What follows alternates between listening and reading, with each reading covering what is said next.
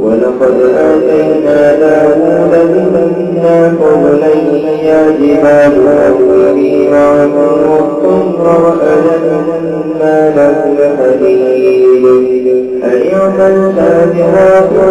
وقدر في الصوت واعملوا صالحا إني بما تعملون بصير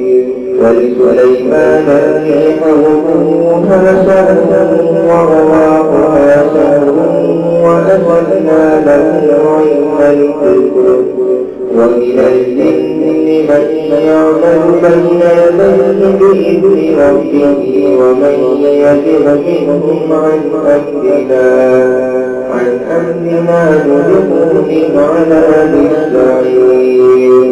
يعملون له ما يشاء من محاريب وتماثيل كالجواب وقدور الراسيات